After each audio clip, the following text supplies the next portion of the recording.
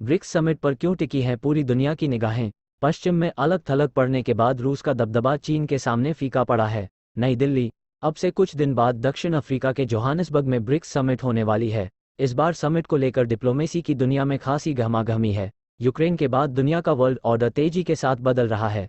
इस नए बदलाव के बीच ब्रिक्स सरीखे प्लेटफॉर्म का बढ़ता कद कुछ वक्त से शिद्दत से महसूस किया जा रहा है।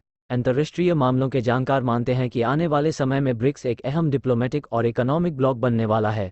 इस बात में सच्चाई भी लगती है, क्योंकि अगर ऐसा नहीं होता फिलहाल 5 देशों के इस समूह को ज्वाइन करने के लिए दुनिया के 40 से ज़्यादा देश रुचि न दिखाते। उनमें से 22 देशों ने सदस्यता के लिए अप्लाई भी कर दिया है।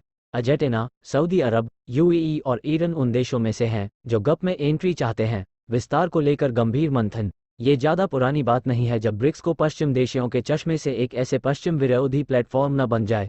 पश्चिम में अलग थलग पड़ने के बाद रूस का दबदबा चीन के सामने फीका पड़ा है।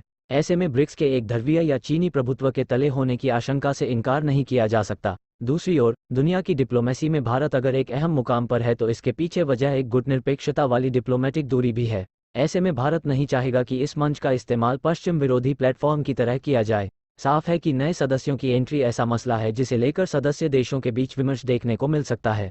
इस बात को रूस भी महसूस करता है। शुक्रवार को ही भारत में रूसी डिप्लोमेट रोमन बाबुश्किन ने कहा भी कि मौजूदा जियोपॉलिटिकल हालात में ब्रिक्स किसी के भी विरोध में नहीं खड़ा है। साझा करेंसी कैसे आएंगे साथ? कुछ दिन बाद दक्षिण अफ्रीका में होने वाली है समूह की तरह देखा जाता था, जो G20 के ब्रिक्स वर्ल्ड ऑर्डर के गैप को सांकेतिक रूप से भरने के लिए सामने आया था।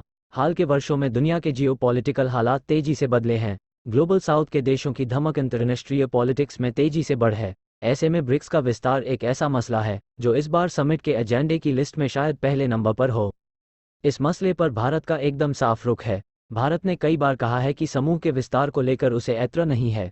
हाल ही में एक प्रेस कॉन्फ्रेंस में मां के प्रवक्ता अरिंदम बागची ने बताया भी था कि नए सदस्यों की एंट्री को लेकर क्राइटेरिया जैसे मसलों पर सदस्य देशों के बीच मंथन चल रहा है और भारत इस विस्तार को सकारात्मक तरीके से देखता है। हालांकि सच ये भी है कि इसे लेकर भारत की कुछ अपनी चिंताएं हैं। यूक्रेन युद्ध के बाद बदले हालात में रूस और चीन अब एक समान हैसियत रखने वाले देश नहीं हैं। डॉलरीकरण का भी मुद्दा है। ग्रुप के भीतर आपस में ब्रिक्स करेंसी के जरिए कारोबार की भी चर्चा चल रही है। माना जा रहा है कि इस मसले पर भारत अपने स्टैंड पर अकेला है। जुलाई में विदेश मंत्री एस जयशंकर ने साफ कह दिया था कि ब्रिक्स की नई करेंसी को लेकर कोई योजना नहीं है और भारत का फोकस रुपये को मजबूत करने पर है। हालांकि जिस वक्त जयशंकर ये कह रहे थे, उसी दौरान केन्या में रूसी दूतावास के एक बयान ने करेंसी को लेकर ग्रुप की गंभीरता की भी झलक दे दी। एम्बेसी के आधिकारिक बयान में कहा गया कि ब्रिक्स देश जो करेंसी शुरू करने वाले हैं वह गोल्ड बैक्ड होगी। फिलहाल इस मसले पर ब्रिक्स देश किस नतीजे पर पहुंचते हैं, इसे लेकर इंतजार करना होगा। ये देखने वाली बात होगी कि क्या इस समिट में नई करेंसी शुरू करने का ऐलान होता है और अगर ऐसा होता है तो ये करेंसी किस फॉर्मेट में होगी। सदस्य देशों की अपनी करेंसी की भूमिका कैसी होगी। अगर ब्रिक्स देश किसी नतीजे पर पहुंच जाते हैं तो ये कदम ना सिर्फ वर्ल्ड जियोपॉलिटिकल ऑर्डर बल्कि इकोनॉमिक ऑर्डर को बदलने में मील का पत्थर साबित हो सकता है।